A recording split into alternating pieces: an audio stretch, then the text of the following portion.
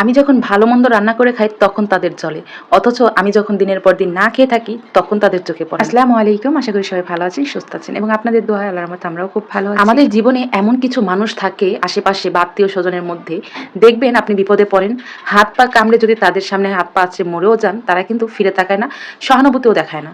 অথচ আপনি যেই না ভালো মন্দ রান্না করে খাবেন, যেই না একটু ভালো পোশাক পরবেন, তাদের চক্ষু ডাটায়, তাদের মানে একদম জ্বলে। কেন যে জ্বলে সেটাই বুঝতে পারলাম না। অথচ তারাই উল্টে বলে আমরা নাকি তাদের ভালো মন্দ, তাদের উন্নতি দেখে জ্বলি। কিন্তু না ভাই, আমরা সবার উন্নতি দেখলে শুকরিয়া আদায় করি, খুশি হই, কিন্তু আমাদের ভালো দেখলে কারো সহ্য হয় না। তারা আনাগোনা করে, এই তো ভিডিও করছে, এই ভিডিওতে দেখি এটা খাচ্ছে ওটা খাচ্ছে, ভালো মন্দ সবই তো রান্না করে খাচ্ছে, তাহলে তাদের আবার ঠেকা হয় কেন? আসল কথা কি বলুন তো, ধনীরও কিন্তু ঠেকা আছে। 1 টাকার ঠেকাও কিন্তু ঠেকা, লাখ টাকার ঠেকাও কিন্তু ঠেকা।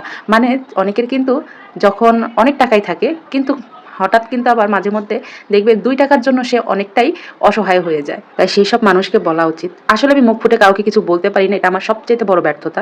যে যা বলে শুনি, মুখ বন্ধ করে শুনে যাই শুধু, কিন্তু বলতে পারি না। কিন্তু নিজে একটা কথা বলি, যতদিন আমার মা আছে ততদিন আলহামদুলিল্লাহ আমি একদম দুধে ভাতে খাবো। যত কিছুই হোক না কেন, আমার ছেলে মেয়ে সন্তানরা সবাই খুব ভালো খাবে, ভালো পিনবে।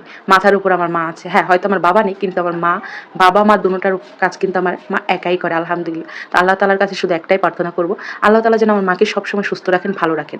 আর যারা জ্বলো তারা আরো বেশি করে জ্বলো, কিচ্ছু করার নেই। তোমাদের জ্বলনিতে আমাদের কিচ্ছু আসবে যাবে না। বিপদে পড়লে কিন্তু তোমরা এগিয়ে আসো না, উল্টো আরো উপহাস করো। এই যে কথাগুলো বললাম, এই কথাগুলো কিন্তু শুধু আমার সাথে ঘটে এরকম কোনো কাহিনী না।